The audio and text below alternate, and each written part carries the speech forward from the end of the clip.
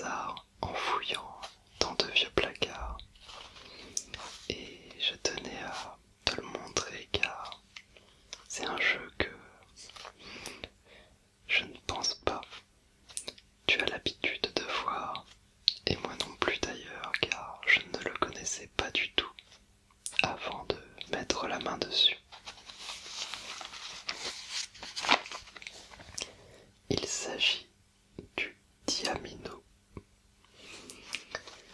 Et si j'ai voulu te le présenter, c'est donc déjà parce que il n'est pas courant. Et en plus, parce que j'ai eu un coup de cœur directement avec la boîte. C'est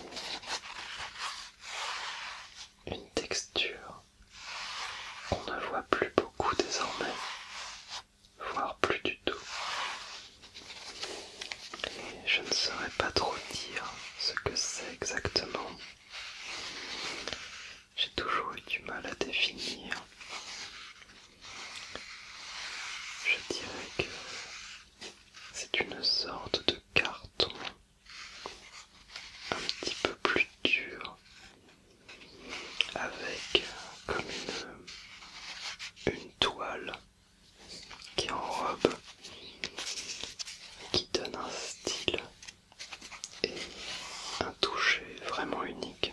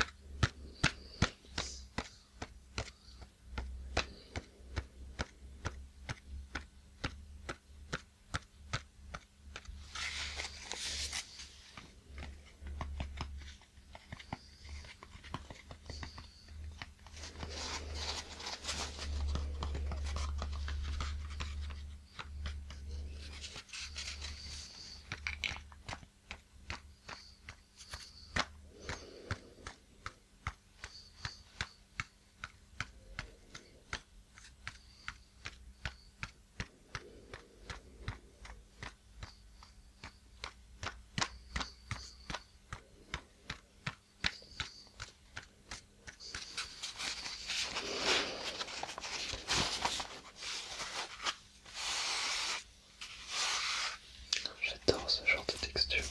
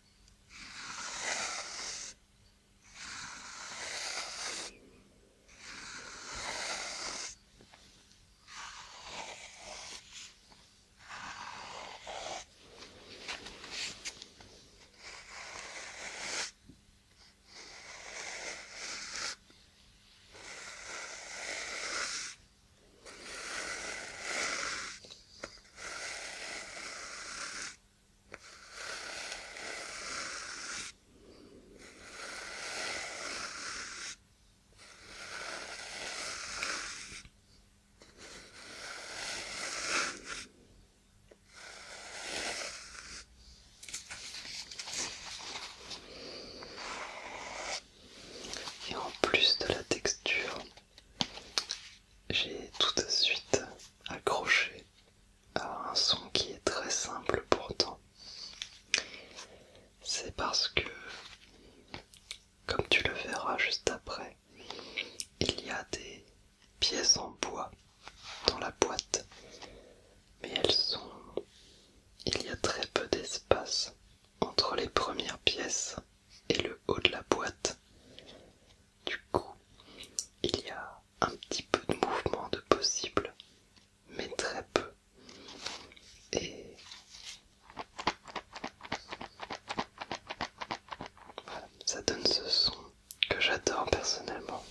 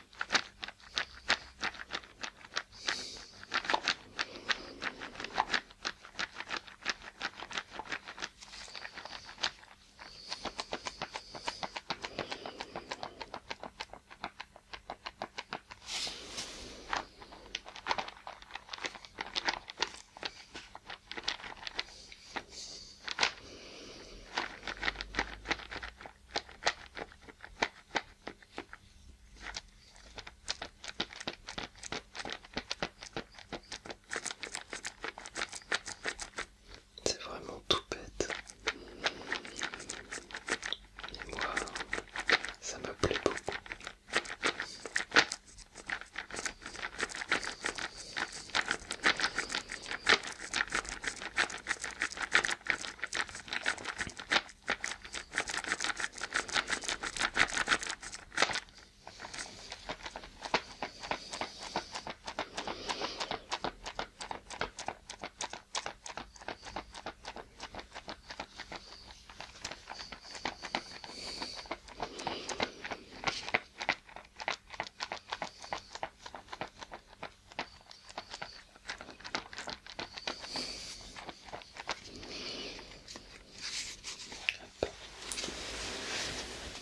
Bon, il est peut-être temps de montrer ce que contient la boîte.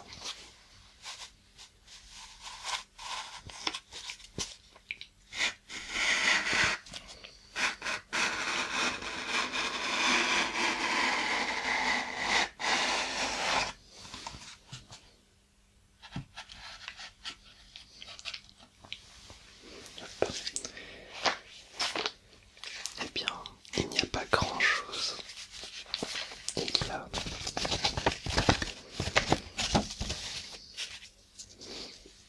une notice dont je vais te lire une bonne partie et des lettres avec des numéros dessus. Je vais te montrer une. Hop. Tac. Par exemple le U qui a un 8 inscrit dessus.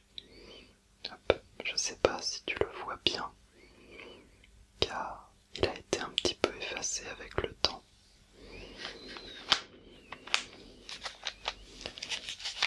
Et donc, comme tu peux t'en rendre compte, ça ressemble beaucoup à des jetons de Scrabble. Et c'est normal, car le Diamino est un mélange entre le Scrabble et les dominos. Je vais te lire les règles, ça sera plus limpide. Tac.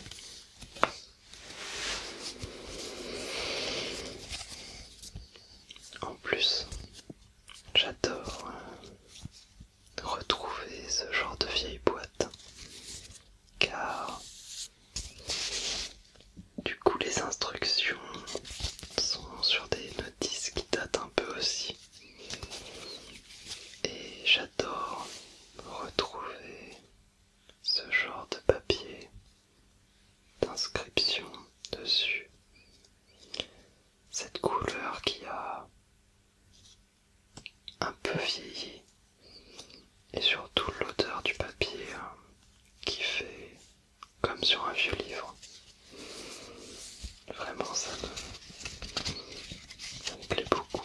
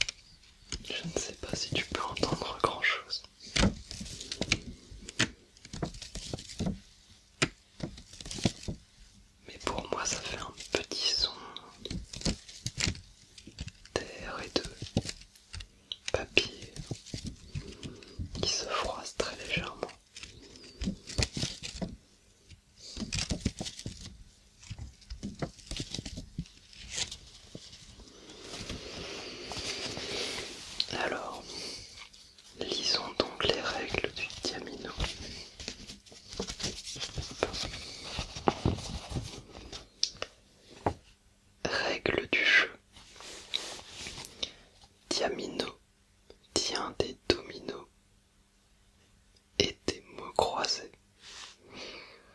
Un jeu permet de jouer à 2, 3 ou 4 personnes. 2 jeux permettent des parties de 5 à 8 joueurs. Chaque jeu comprend 63 carrés. 61 de ceux-ci comportent une lettre accompagnée d'un chiffre qui représente la valeur en points du carré, comme je te l'ai montré tout à l'heure.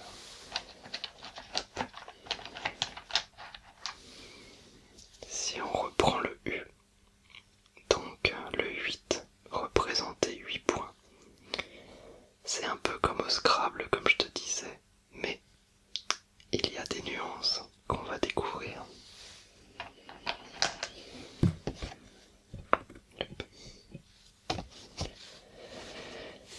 Les 2 derniers carrés portant un diable. Alors,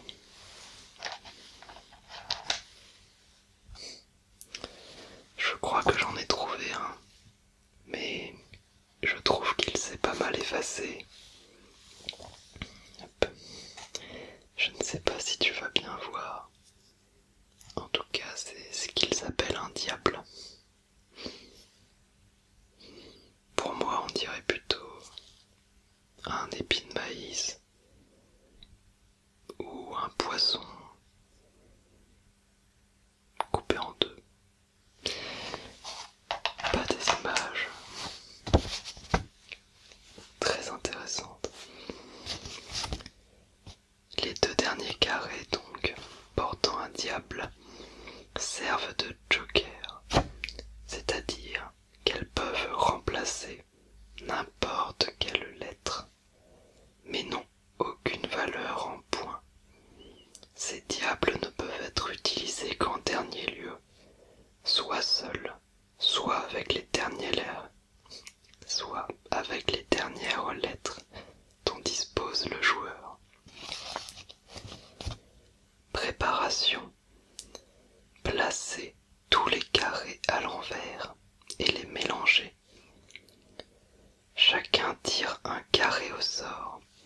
Celui qui obtient la lettre la plus proche du début de l'alphabet jouera le premier.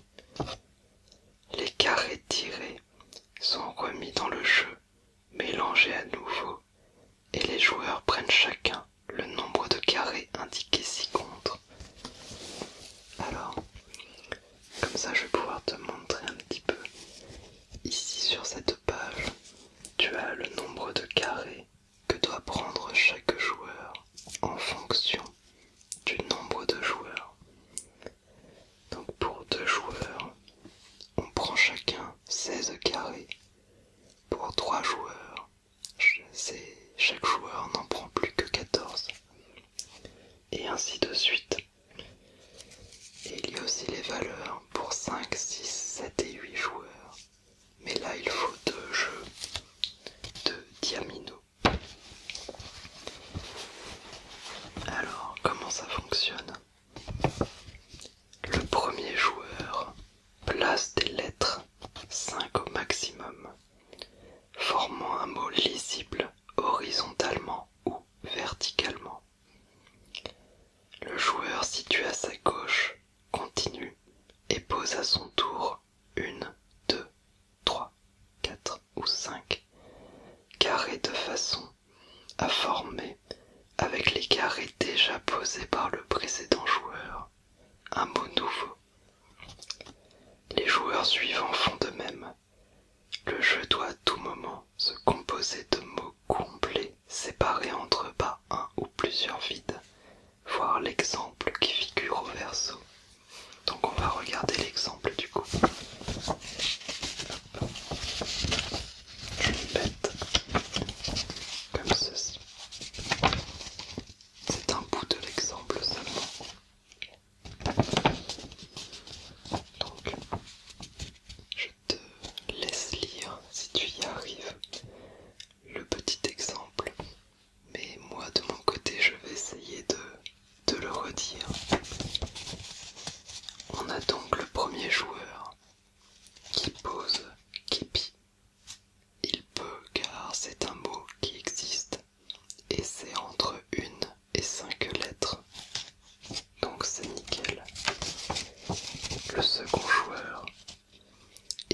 propose zeste avec 4 lettres, mais il doit réutiliser le mot képi du premier joueur.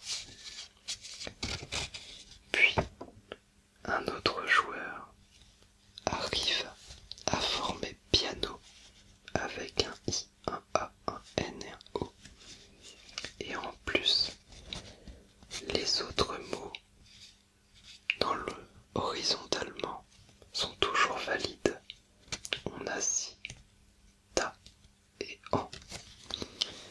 Ce ne sont pas des grands mots, mais ça marche.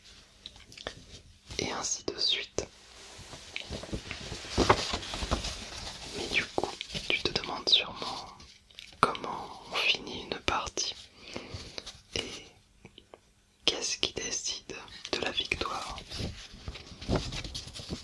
Eh bien, on va regarder ça tout de suite. Mais d'abord, un petit complément donc sur l'exemple que je viens de te donner. Au cours d'un même tour, le joueur doit poser toutes ses lettres dans le même sens, soit horizontalement, soit verticalement. Donc, le premier joueur a posé képi horizontalement. Du coup, le deuxième joueur a posé zeste verticalement.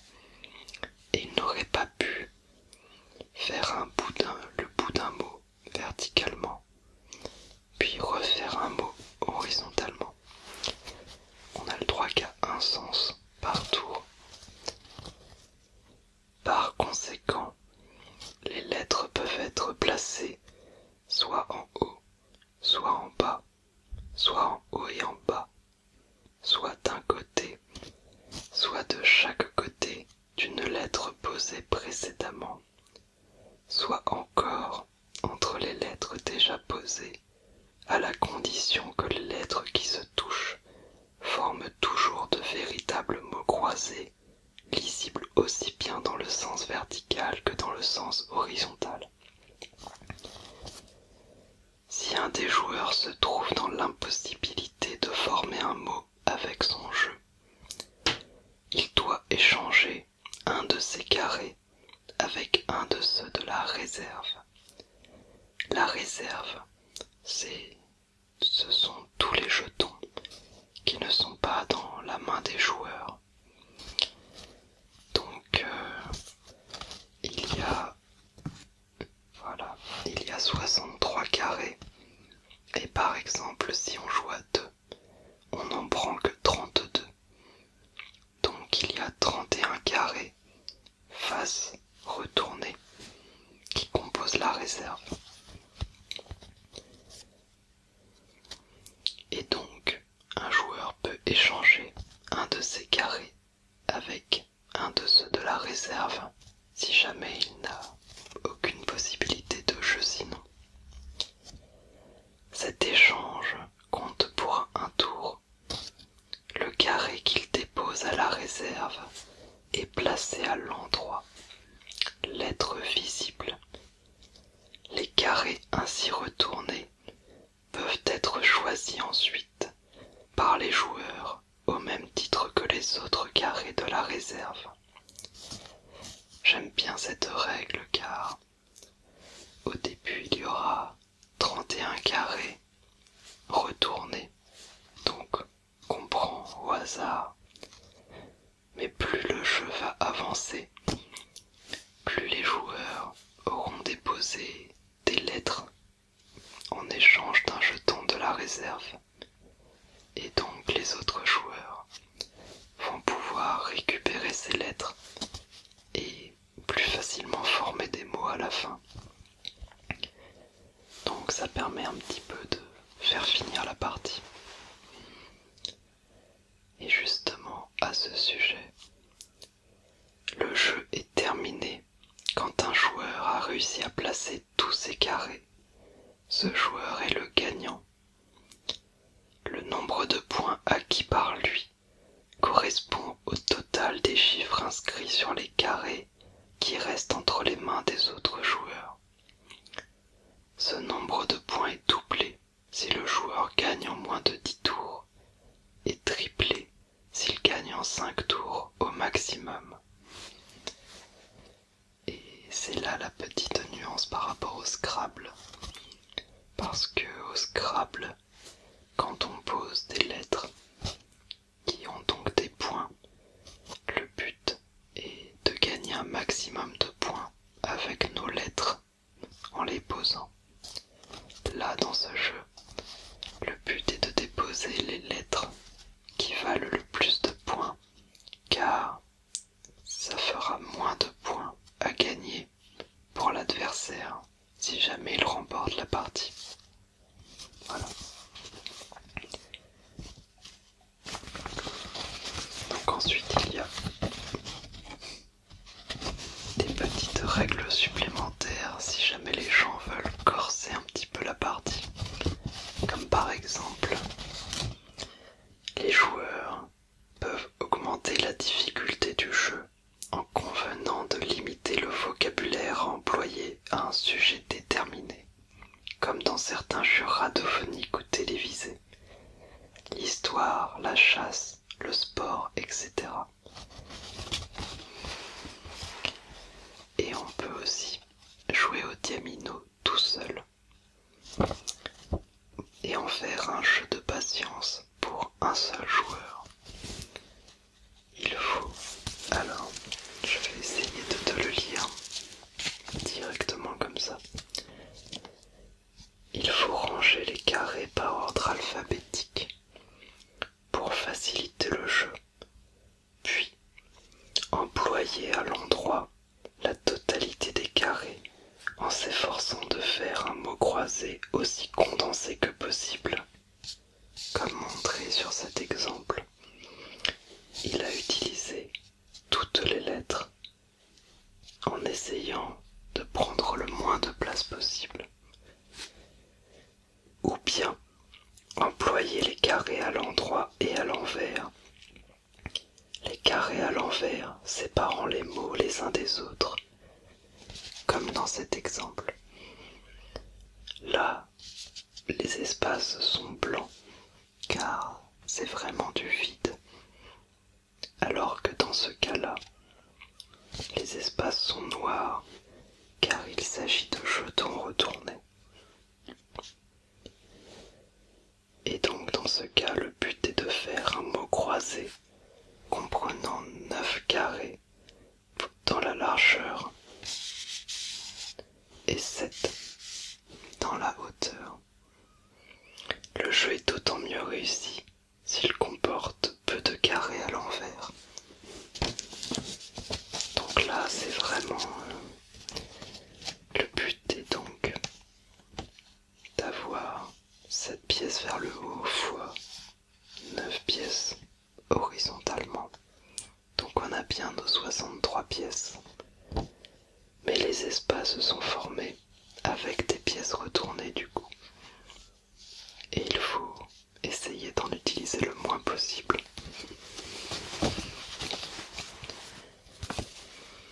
Donc ce sont les règles du Diamino. Je ne vais pas y jouer car je suis tout seul et je pense que je serai très mauvais au jeu proposé pour ceux qui veulent utiliser les lettres en étant tout seul. Mais du coup, je vais quand même un petit peu te remontrer les lettres et juste faire quelques petits sons avec avant de terminer la vidéo. Car j'aime beaucoup.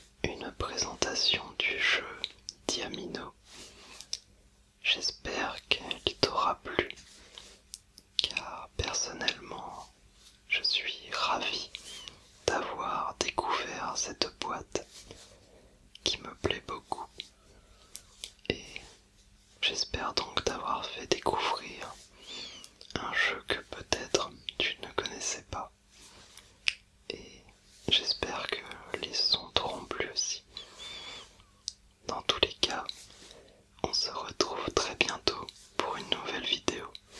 Allez, au revoir. C'est une nouvelle partie. Installation des piles.